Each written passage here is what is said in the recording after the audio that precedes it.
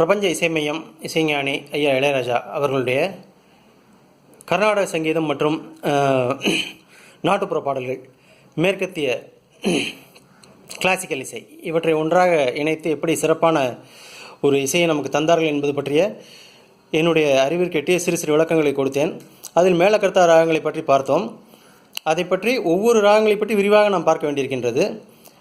அது ஒரு புறம் இருக்கட்டும். இந்த மேலக்கர்த்தா ராகங்களுடைய ஜன்னிய ராகங்கள், குழந்தை ராகங்கள் என்று பெயர். அதாவது அந்த முழுமையான ராகத்திலிருந்து பிறந்த பல குழந்தை ராகங்கள். அதில் சில முக்கியமான ராகங்கள், அதில் பல பாடல்கள் பல பாவங்களில் பல்வேறு விதமான உணர்ச்சிகளில் அற்புதமாக போட்டிருக்காரு. அந்த ராகத்துடைய சாரத்தை அப்படியே ஜூஸ் புழிஞ்சு இறக்கி அப்படி பண்ணியிருக்காரு. இதில் நம்ம முதல்ல எடுத்துக்கக்கூடிய ராகம் கர்நாடக இசை கச்சேரிகளில் பார்த்திங்கன்னா முதல்ல விநாயகர் பாடல் பாடி தான் ஆரம்பிப்பாங்க. அந்த விநாயகர் பாடல் ஒன்று நாட்டையில் இருக்கும், இல்லைன்னா ஹம்சத்வனி அப்படிங்கிற ராகத்தில் இருக்கும். நம்ம இப்போ இந்த ஹம்சத்வனி ராகத்தை எடுத்துக்குவோம். இந்த ஹம்சத்வனி ராகத்தினுடைய ஆரோகணம் அவரோகணம், அதாவது நான் சொல்லக்கூடிய சுரங்களில் தான் இந்த ராகம் வரும். ச ரி க ப நீ ச சா நீ ப க ரி ச. ச இரண்டாவது ரி, இரண்டாவது க, ப இரண்டாவது நீ, ச சரிக பனிசா சாணி பகரிசா. இதற்குள்ள இந்த ராகத்தின் லட்சணத்தை முடிவு செய்யக்கூடிய 13 உட்கூறுகள் இருக்கின்றன, முக்கியமான கூறுகள். இதை நம்ம விரிவாக பார்க்க வேண்டாம். ஏன்னா இசைஞானி அவர்கள் அவ்வளவு அழகாக இந்த பாடல்களை கேட்டால், கர்நாடக சங்கீதம் கேட்டால் கூட இந்த ராகத்தை நம்ம சொல்லிடலாம் அப்படிங்கிற அளவுக்கு கொடுத்துருக்காங்க. பொதுவாகவே இந்த அம்சத்துணி போடும்போது சில பாடல்களில் அவர் இந்த சுத்த தெய்வத்தை லேசாக தொடுவார். லதாங்கி ராகத்தை தொடக்கூடிய ஒரு பழக்கம் அவருக்கு உண்டு. அது ஒரு மெல்லிசையின் சுவை கருதி நான் ஏற்கனவே சொல்லியிருக்கேன். அதனால் கர்நாடக சங்கீதக்காரங்க இதுக்கு சண்டைக்கு வர வேண்டிய அவசியம் இல்லை. அந்த அம்சத்துணி ராகத்தின் சாரம் இருக்கா அதான் பார்க்கணும். அதை எவ்வளோ அழகாக கொடுத்துருக்காரு எல்லாரையும் விட, அது முக்கியமான விஷயம். அதுதான் நம்ம பார்க்க போகிறோம். முதல்ல இந்த ராகத்தில் கர்நாடக சங்கீதத்தில் பாப்புலர் பாடல் வாதாபி கணபதி அப்படிங்கிற அந்த பாடல் நம்ம மறைந்த மாமேதை பாலமுரளி கிருஷ்ணா அவர்கள் பாடியிருக்காரு. எல்லாமே ஒரு 2 வரிகள் தான் உங்களுடைய ஒரு இதுக்காக காமிக்கிறேன். அதனால் அதை பார்த்துக்கங்க. நீங்கள் முழுமையாக கேளுங்க யூடியூப்பில் போய்.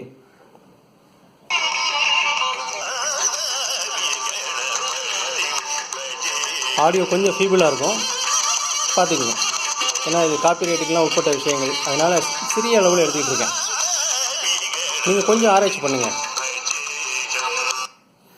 இப்போ ஐயா அவர்களுடைய பாடலுக்கு வரும்போது முழுமையான கிளாசிக்கலாக பாடலில் போட்டிருக்காருன்னா அது நம்ம எனக்குள் ஒருவன் படத்தில் தேர்கொண்டு சென்றவன் யாரடி அந்த தோழி, அந்த பாடல் மிக சிறப்பாக அம்சத்துணியில் அவ்வளோ அழகாக அமைச்சிருப்பார். அது அந்த பாடலுடைய 2 வரிகளை கேட்போம் இப்போ நம்ம.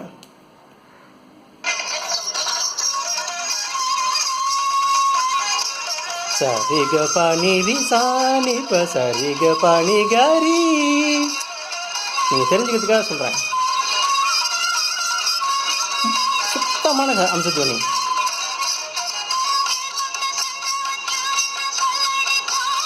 அழகாக ஜதியெல்லாம் அமைச்சு ஒரு பரதநாட்டிய மேடை பாடல் மாதிரி சூப்பராக பண்ணியிருக்காரு.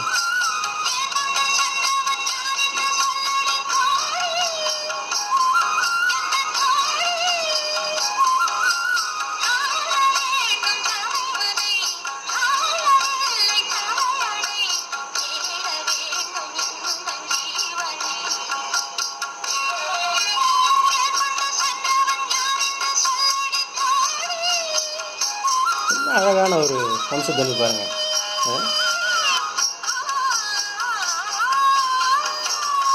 அடுத்தது ஒரு பக்திமயமான பாடல், ரொம்ப அழகாக எல்லோரும் மனதையும் கவர்ந்த மகாநதி பாடல், ஸ்ரீரங்க ரங்கநாதன் பாதம். அந்த பாடல் ஃபஸ்ட் கிளாஸ் அமைச்சிருப்பாரு. அதை பார்ப்போம் அடுத்து.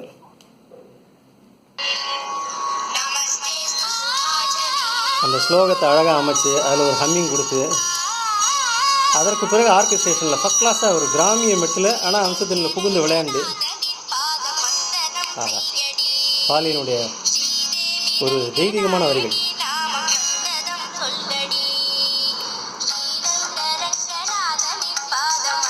இந்த படத்தில் அறிமுகமான அந்த குழந்தைக்கு ஒரு வாய்ப்பு கொடுக்குறாரு பாருங்க பாடுறதுக்கு. மாபெரும் இசையமைப்பாளர், யாருக்கு அந்த மனசு வரும்?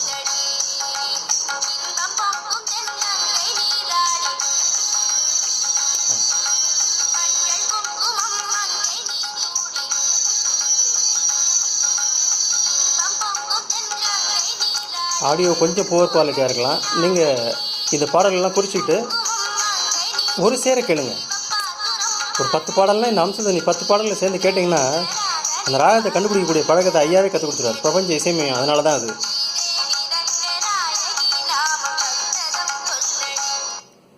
இப்போ இதில் வந்து ஆரம்ப காலத்தில் அவர்கள் போட்ட பாடல்கள் வரும். ஆரம்ப காலத்தில் போட்ட பாடல்கள்னால் நல்லதொரு குடும்பம் இந்த மாதிரி படங்கள்லாம் வந்து இந்த பாடலை, அதாவது எப்படின்னா ஆரம்ப காலத்தில் அவருக்கு கிடைக்கிற அரை மணி நேரம் 1 மணி நேரத்தில் போய் இதை கற்றுக்கிறாரு. நம்ம ஏற்கனவே சொல்ல மாதிரி கடலூர் சுப்பிரமணியம் ஐயா, டிவிஜி ஐயா, ஏல் சுப்பிரமணியம் இவங்கள்ட்டலாம் கற்றுக்கிட்டு ஒரு முழுமையான ஒரு கர்நாடக இசைக்கலைஞர் எப்படி இந்த ராகத்தை பிரயோகம் பண்ணுவாங்களோ அப்படி கொண்டு வந்து பாட்டை போட்டுறாரு பிரம்மாண்டமாக. அப்படி போட்டப்பட்ட பாடல்கள் ஏகப்பட்டது இருக்குது. அதில் முக்கியமான பாடல் வந்து செவ்வானமே அப்படிங்கிற ஒரு பாடல். அது கேட்பேன். இப்போ என்ன ஆர்கனைசேஷன் பாருங்கள் அப்போவே. ஆஹா, ஜெயச்சந்திரன் வந்து கிளாசிக்கல் படித்தவர்.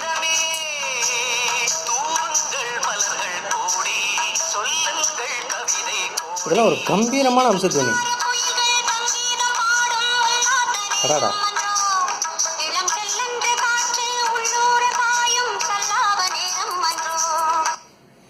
அதுக்கடுத்து அந்த ஆரம்ப காலத்தில் போட்ட ஒரு நாட்டுப்புற இசை கலந்த ஒரு அருமையான அம்சத்தனி பாடல் பார்த்தீங்கன்னா ஒரு ஃபஸ்ட் கிளாஸாக போட்டுருப்பார். அது பாருங்கள், மயிலே மயிலே அப்படிங்கிற பாடல்.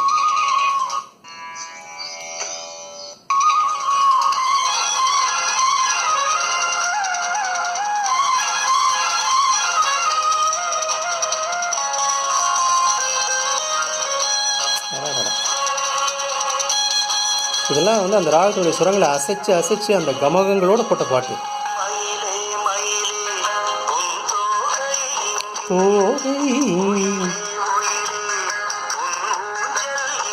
அதான் அந்த ராக அழகு.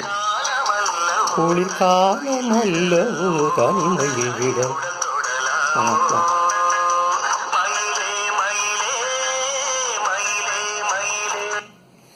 அப்புறம் கம்பீரமான ஒரு இந்த ராகத்துக்கு பொருத்தமான ஒரு கம்பீரமான பாட்டு என்ன, அந்த நடிகரும் கம்பீரமான நடிகர். சிவாஜிக்காக வாழ்க்கை படத்தில் போட்ட பாடு காலம் மாறலாம் அப்படிங்கிற பாடல்.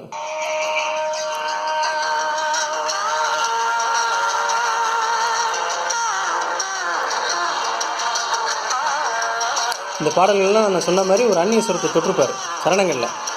அதை நம்ம கவனிக்க வேண்டாம். அம்சத்தினுடைய சாரம் இருக்கா, அதுதான் முக்கியம்.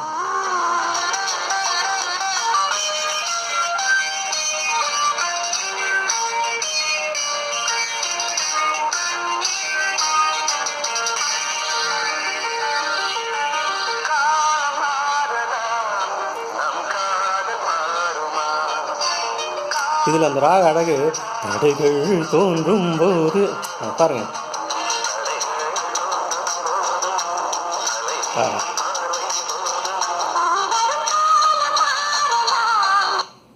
அதே மாதிரி அந்த காலகட்டங்களில் போட்ட மிக மிக அற்புதமான பாடல் கிழக்கே போகும் ரயில் பாடத்தில் படத்தில் இடம்பெறல இந்த பாடல் மலேசியா வாசுதேவனை அப்படி பயன்படுத்தியிருக்காரு இந்த பாட்டில் அவர் குரலுக்கு. அதில் வரக்கூடிய ஹம்மிங்கு, இதுலேயும் சரணத்தில் சில இதெல்லாம் வரும், வேறு மைனர் சுரங்களை தொடர் தெய்வதத்தை, அதை விடலாம்.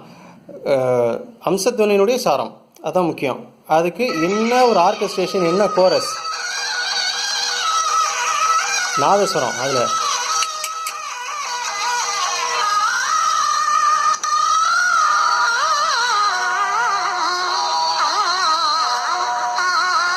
அடாடா, ஜானகியம்மா வயசை பாருங்கள்.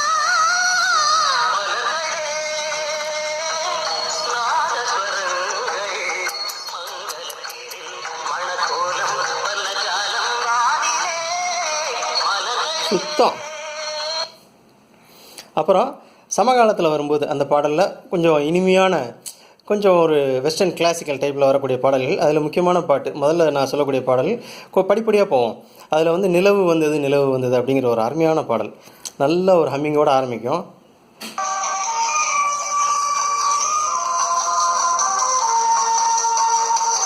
இதுவும் ஒன்று சுத்தமான அம்சத்துனி கம்பேர்.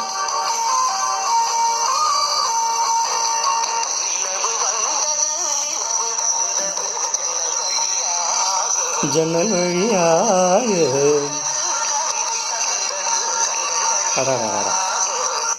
அற்புதம். அதற்கு பிறகு பார்த்தீங்கன்னா, அதாவது இந்த ராகத்தை சொல்லும்போது விஷயம் தெரிஞ்சவங்க ஒரு முக்கியமான பாடல் இன்னும் இவர் சொல்லாமலே போயிட்டுருக்காரு அப்படின்னு நினைக்கிறாங்க. அது கடைசியில் தான் சொல்லுவேன், கிளைமேக்ஸ். அது பிரம்மாண்டம் இந்த பாட்டு, இதெல்லாம் தாண்டின பிரம்மாண்டம். அதனால் அதை நம்ம கடைசியில் பார்ப்போம். அதுக்கப்புறம் இந்த செவ்வானமே பார்த்தோமே, அது மாதிரி இன்னொரு பாடல் விஜயகாந்துக்காக போட்டார், பூ முடித்து பொட்டு வைத்த வட்டநிலா அப்படிங்கிற ஒரு அருமையான பாடல். என் புருஷன் தான் எனக்கு மட்டும்தான் அந்த படத்துல இருந்து.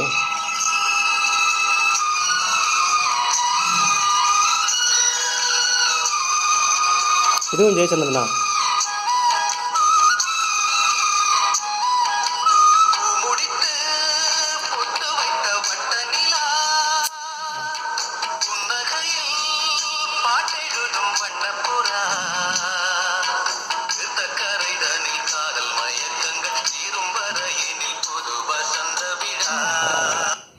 இந்த ராகத்தினுடைய மென்மையான சாயல், அப்படியே அழகாக மென்மையாக அந்த ராகத்தை, அம்சத்வனி அப்படிங்கிறது அன்னத்தின் குரல். ஆனால் இந்த ராகம் ரொம்ப அப்படி கனமாக கம்பீரமாக இருக்கும். அதனுடைய அர்த்தம் அதுதான். அதாவது கண்டுபிடிச்சவர் வந்து ராமசாமி தீட்சிதர் அப்படின்னு சொல்கிறாங்க. ஆனால் வந்து ராவணன் தான் இந்த இசையை அமைச்சதா அகஸ்தியர் படத்தில் கண்ணதாசன் அவர்கள் பாடலில் குறிப்பு கொடுக்குறாரு. அம்சத்வனி அமைத்த மன்னவன் நான் அப்படின்னு. அது ஆராயப்பட வேண்டிய விஷயம். ஏன்னா ராவணன் வந்து மிகப்பெரிய சங்கீத மேதை. இப்போ அந்த மென்மையான பகுதி, இந்த ராகத்தை மென்மையான பகுதியை எப்படி கொடுத்துருக்காரு பாருங்கள் சிவா படத்தில்.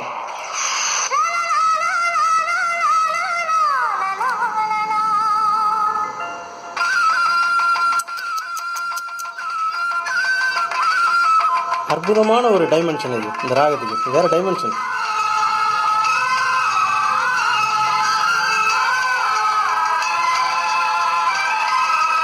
என்ன வயலின்!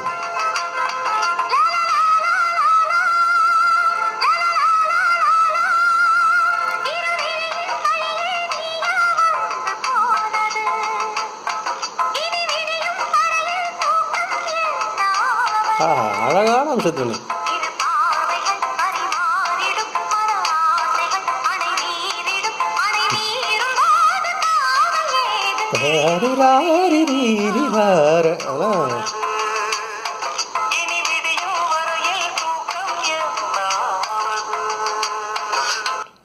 இப்போ நான் சொன்ன அந்த பிரம்மாண்ட பாடல் எப்படின்னா, இந்த ராகத்தை அற்புதமான ஒரு வெஸ்டர்ன் கிளாசிக்கல் கொண்டு போய் அதில் அந்த அந்த பாடலில் பயன்படுத்தின அத்தனை இசை கருவிகளுக்கும் ஒரு வித்தியாசமான ஸ்டைல். சாக்ஸ்னால் அது ஒரு ஸ்டைலில் வாசிக்கிறது, வயலின் ரன்னுன்னா அது ஒரு குதிச்சு குதிச்சு போட்டு ஒரு ஸ்டைல், கிட்டார்னா ஒரு ஃப்ளாஞ்சர், அப்புறம் அந்த மாதிரி கீபோர்டில் போடுற பெல்லா அது ஒரு சுகமான, அப்படி போட்ட பாட்டு பிரம்மாண்டம். இந்த ராகத்தினுடைய பிரம்மாண்டம்னு சொன்னால் இது வரைக்கும் இசையமைப்பாளர் எத்தனை பேர் இசையமைச்சிருந்தாலும் இந்த பிரம்மாண்டத்தை தொடலை. இப்படிப்பட்ட ஒரு ஃபியூஷன் ஃபஸ்ட் கிளாஸாக கொடுக்கல. அது முதல்ல நம்ம பாடலை பார்ப்போம், அப்புறம் அதனுடைய நம்ம இதை பார்ப்போம், வாத்திய இசையை பார்ப்போம்.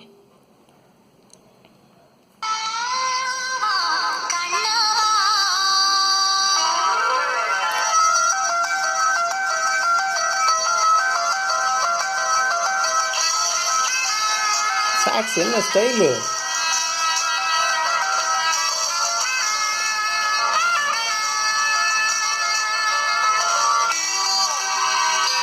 ஆஹா,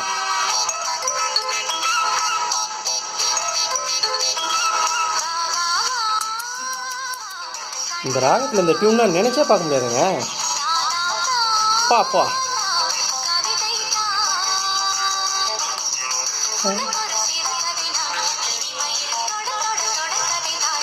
மனோவுக்கு எவ்வளோ நம்பிக்கை கொடுத்து பாட வைக்கிறாரு பாருங்க.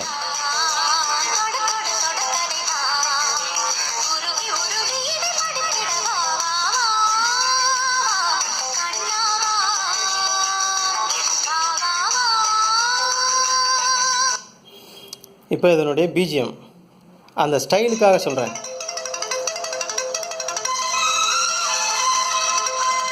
சாக்ஸ் ஸ்டைலில் பாருங்கள், வயலின் ரன் குதிச்சு ஓடும் பாருங்க. பாப்பா, இது சர்வதேசத்தையும் தாண்டிய பிரபஞ்ச சங்கீதம். சர்வதேச சங்கீதம்லாம் இல்லை, இது பிரபஞ்ச சங்கீதம். Violin run